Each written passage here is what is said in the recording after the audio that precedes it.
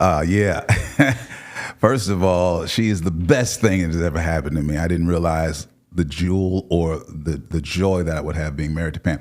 But when I saw Pam the first time, and people think this story is unbelievable, but it is. When I first saw her, she was 12 years old, and she came with some neighbors to my father's church, and I was a musician there playing in the organ, and she was from a different Reformation. And when we say Reformation, we're Pentecostal. She was from a Baptist church. And so even though we had similar doctrine, we didn't always go about it the same way. They were a little more lenient. A lot side, more right? lenient. Yeah, a lot more lenient on that side.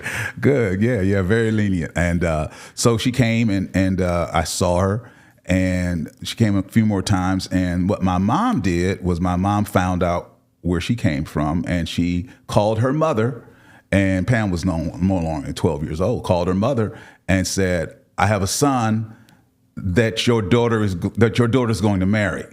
And of course, Miss Hazel, she wasn't church at all, so she was like, "I'm not sending my daughter back." Your mom called her mom. My mom called her mom, who didn't know her, And she's 12. and she's 12. And she said, And you're 15. Okay. And she said, your daughter is going to marry my son.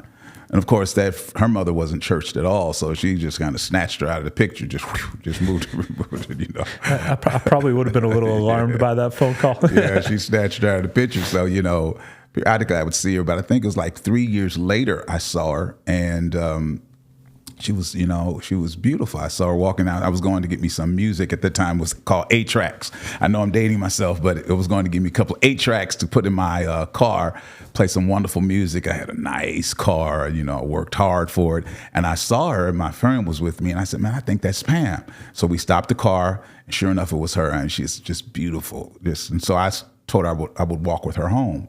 And so when we were walking, I told her, I said, listen, if you be my girlfriend, I was 18 and she's 15 now. So I promise you, when you get old enough, I'm going to marry you. And so we got to the house. I said, I need you to call me back before the week is out, you know, with no cell phones then. I don't know if you want to continue with this. And so to make a long story short, she called me at the 6th day, because if the 7th day I would have called her. So you're riding in the car. You stop the car, jump out, chase her down. Yes. And give her an ultimatum right there. All of that. Got out of the car and ran her down and told her, I walked her to where she was going and told her while we were walking I was going to marry her. It's a man of action right there. Well, I took some action then because mama didn't raise no fool. What do you think of all these kids these days just swiping on their phones? You actually got out of a car and talked to someone. You know, they used to say this in the church: "The Lord is my shepherd, and I see what I want." So that's what that was all about. You know, I wasn't going to let grass grow under my feet when it came down to her. Yeah, but that's when you had to, you know, you couldn't text and none of that stuff. You know, you had to go home to call or go to a phone booth or write a letter. It was all about hands-on and not this electric virtual stuff now we have to continue with. So you start dating. What does her mom think of this? Well, who was kind of got that alarming phone call years prior and then probably hadn't heard anything of you. Well, Pam was 15. Her mother allowed her to start dating at 15. And so I just reappeared. And the thing about it is that I was over there every chance I got because I could drive. I had my own car. I had my own job. I was managing a shoe store. So I could just show up whenever I wanted to. And she was in the 10th grade.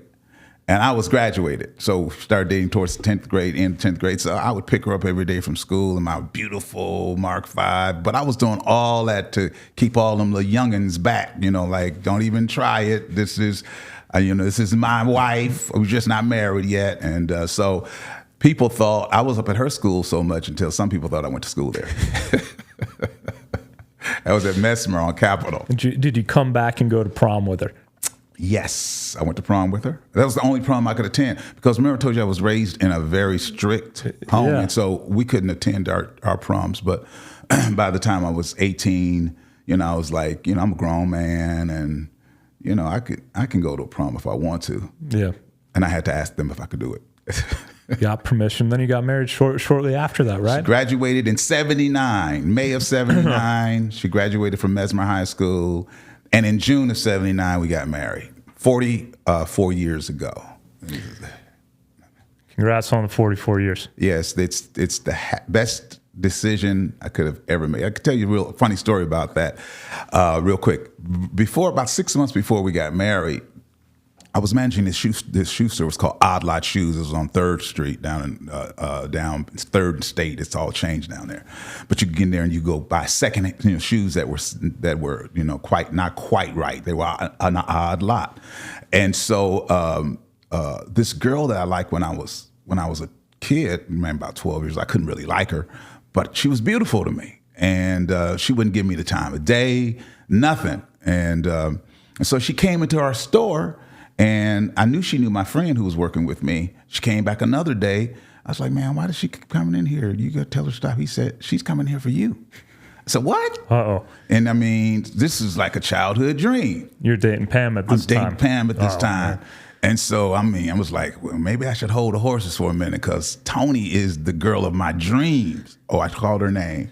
Oh, that's okay. It's a lot. That was a long time ago. Yeah, it's a long time ago. Shout out to Tony if she's listening. She's absolutely beautiful. And so when I found out that she was interested in me, I just kind of started shifting my view towards her and told my dad, I said, now, Dad, listen, I don't think I'm going to marry Pam. I see this girl. She's beautiful. I just want to be with her. And I said, but don't tell Mama. And, because my mother was the patriarch of the house. She didn't play.